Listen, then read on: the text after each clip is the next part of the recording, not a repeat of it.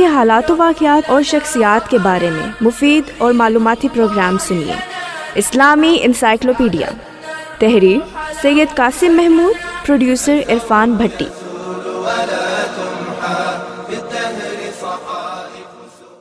آزاد، ابوالکلام آزاد، محی الدین احمد، تخلص آزاد، ہندوستان کے مفسر، عالم دین، انشا پرداز اور سیاست داں۔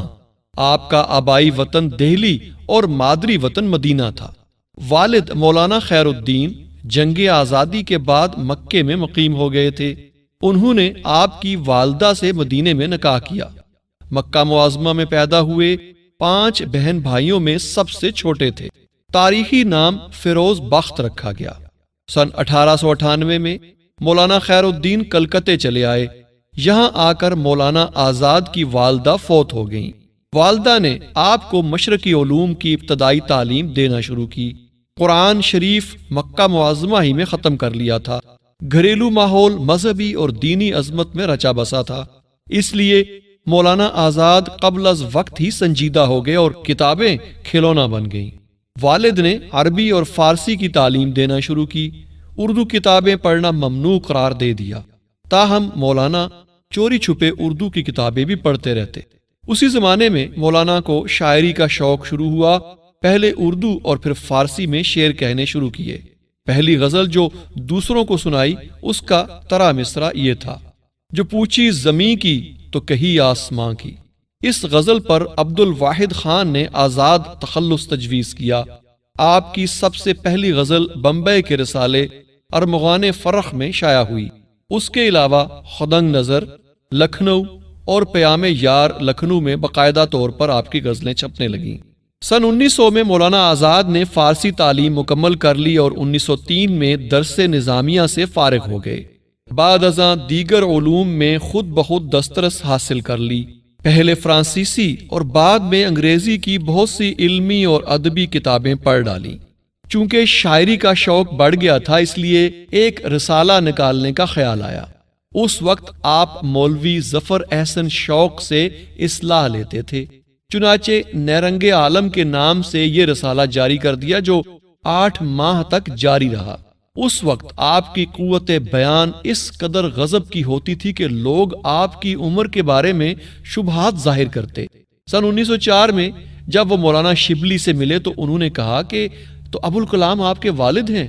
اس پر آزاد نے کہا کہ نہیں، میں خود ہوں، اور یہ سن کر مولانا شبلی حیرت زدہ ہو گئے۔ اسی زمانے میں مولانا نے ابن رشد، امام غزالی، سر سید اور مولوی محمد حسین آزاد جیسے مصنفین کا مطالعہ شروع کیا اور مختلف علوم کی کتابیں اکٹھی کرنا شروع کی۔ چنانچہ حکیم عبد الرحیم دہلوی اور مولوی کبیر الدین مالک اردو گائیڈ پریس کلکتہ کے کتب خانے خرید لیے۔ تحصیل علم کے ساتھ ساتھ تحریر و تقریر اور ترجمہ بھی شروع کر دیا۔ 1901 میں مولوی رضا علی وحشت نے انہیں انیس الاسلام کے نام سے ایک انجمن قائم کی۔ اس میں پہلی بار آپ نے باقاعدہ لیکچر دیا۔ مولانا کی صحافتی زندگی اگرچہ نیرنگ عالم سے شروع ہو چکی تھی، لیکن باقاعدہ طور پر ماہنامہ لسان الصدق کلکتہ کو آپ کی صحافتی زندگی کا سنگ میل کہا جاتا ہے۔ یہ رسالہ 20 نومبر 1903 کو جاری ہوا۔ اس رسالے نے اہل علم کے دلوں پر آپ کی فضیلت کا سکہ بٹھا دیا۔ چنانچہ مولانا شبلی نے رسالہ الندوہ کی ادارت کے لیے آپ کو منتخب کیا۔ وہاں آپ اکتوبر 1905 سے مارچ 1906 تک رہے، اور اسی زمانے میں شیخ غلام محمد نے امرتسر سے ایک اخبار وکیل نکالا۔ اس نے حامد علی صاحب کے جانے کے بعد آپ کو بلا بھیجا۔ چونکہ الندوہ میں آپ کو اپنے خیالات بیان کرنے کی پوری آزادی نہ تھی، اس لیے آپ نے وکیل کی ادارت قبول کر لی۔ کچھ عرصے بعد آپ کے بڑے بھائی مولانا ابو نصر کا انتقال ہو گیا، اس لیے آپ والد کے اصرار پر کلکتہ واپس چلے گئے۔ یہاں کچھ عرصہ اخبار دارالسلطنت کی ادارت کی اور اس کے بعد پھر وکیل کو ہاتھ میں لے لیا، لیکن ذاتی آرا کی خاطر اپنے اخبار نکالنے پر مجبور ہو گئے۔ اس کشمکش میں تھے کہ 1909 میں آپ کے والد کا انتقال ہو گیا۔ آخر 13 جولائی 1912 کو آپ نے اپنا ذاتی اخبار الہلال جاری کر دیا۔ اس کے صفحات پر ایسے قومی اور مذہبی مسائل زیر بحث آئے کہ جن سے ملت اسلامیہ کے ذہنی نقشے بدل گئے۔ مولانا نے قدماء کے طرز سے ہٹ کر آزاد صحافت کو جنم دیا، اس میں حریت و صداقت کا پیغام دیا۔ اب حکومت وقت کی نظروں میں آپ کا وجود کانٹے کی طرح کھٹکنے لگا۔ انہدام مسجد کانپور کے سلسلے میں الہلال کے مضامین نے حکومت کو بوکھلا دیا۔ 16 نومبر 1914 کو الہلال کی ضمانت ضبط کر لی گئی۔ 1915 میں مولانا کو بھی بنگال سے خارج کر دیا گیا۔ الہلال کے بعد مولانا نے البلاغ کو نئے رخ پر نکالا۔ اس میں عملی نفسیات کا درس اور فکر و بصیرت اور روحانی عزم و ثبات کا پیغام دینا شروع کیا۔ البلاغ کا سلسلہ بند ہوا تو 1921 میں مولانا نے کلکتے میں ایک اور اخبار پیغام جاری کر دیا۔ 1927 میں الہلال بھی دوبارہ جاری ہو گیا۔ بنگال سے نکلنے کے بعد مولانا کو رانچی میں نظر بند کر دیا گیا۔ 1920 میں جب آپ نظر بندی سے باہر آئے تو رولٹ ایکٹ ملک میں آگ لگا چکا تھا۔ گاندھی جی عدم تشدد اور عدم تعاون کی تحریک کا آغاز کر چکے تھے۔ 18 جنوری 1920 کو آپ کی ملاقات گاندھی جی سے ہوئی۔ اب مہاتما جی سے آپ کی عقیدت اور خلوص کا رشتہ قائم ہوا۔ 1920 اور 1921 کے دوران میں مولانا نے سینکڑوں تقریریں کی۔ اسی سال علی برادران پر مقدمہ چلایا گیا، چنانچہ تمام لیڈروں نے بیانات جاری کرنا شروع کر دیے۔ بمبئی کی قرارداد میں مولانا کے دستخط گاندھی جی کے بعد تھے۔ جب حکومت نے لیڈروں کو گرفتار کرنا شروع کیا تو مولانا بھی لپیٹ میں آ گئے، چنانچہ 10 دسمبر 1921 کو گرفتار ہوئے اور آپ کو 1 سال کی سزا دی گئی۔ 1923 میں جب آپ دوبارہ جیل سے واپس آئے تو آپ نے دیکھا کہ کانگریس میں پھوٹ پڑ چکی ہے۔ موتی لال نہرو اور گاندھی جی میں اصولی اختلاف پیدا ہو چکا تھا۔ اختلاف مٹانے کے لیے مولانا نے دسمبر 1923 میں پہلی بار کانگریس کے جلسے کی صدارت کی۔ اسی زمانے میں کانگریس کی ساکھ بہت گر گئی۔ آخرکار 1924 میں جب گاندھی جی جیل سے باہر آئے تو انہوں نے 111 دن کا مرن برت رکھا۔ اس کے زیر اثر اتحاد کانگریس دلی میں منعقد ہوئی۔ اس میں مولانا نے سمجھوتے کی فضا پیدا کرنے کی کوشش کی اور بہت حد تک کامیاب ہوئے۔ سائمن کمیشن کے خلاف اور آل پارٹیز کانگریس میں مولانا آزاد بے خوفی اور بے پرواہ انفرادیت سے تقریریں کیا کرتے تھے۔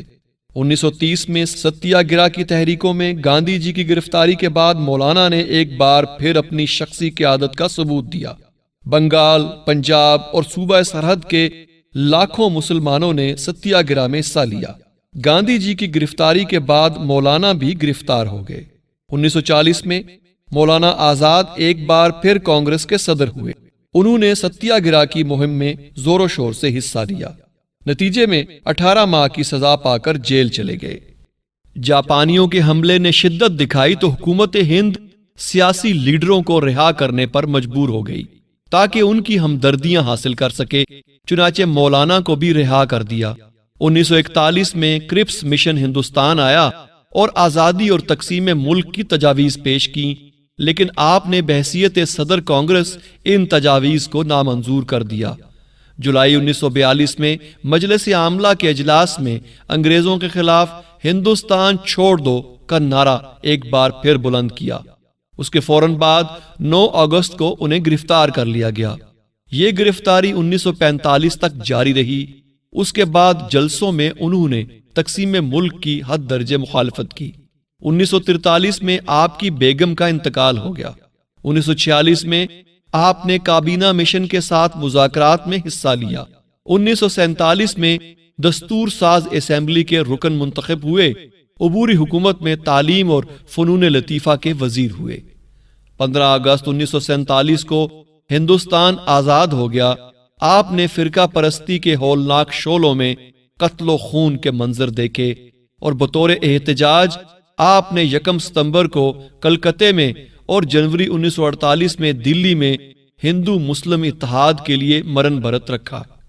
اس وقت آپ ہندوستان کے وزیر تعلیم تھے۔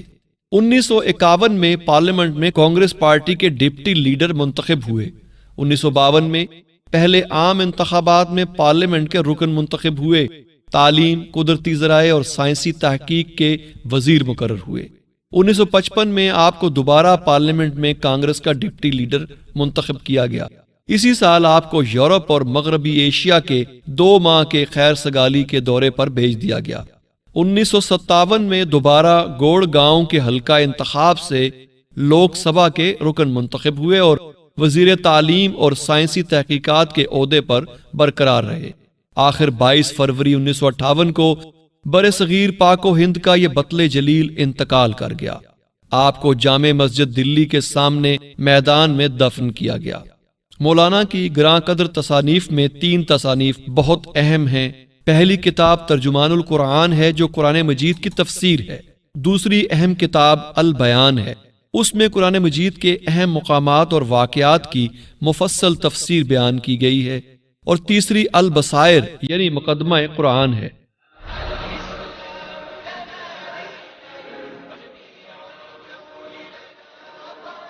تاریخ اسلامی کے حالات و واقعات اور شخصیات کے بارے میں معلوماتی پروگرام آپ سماعت فرما رہے تھے۔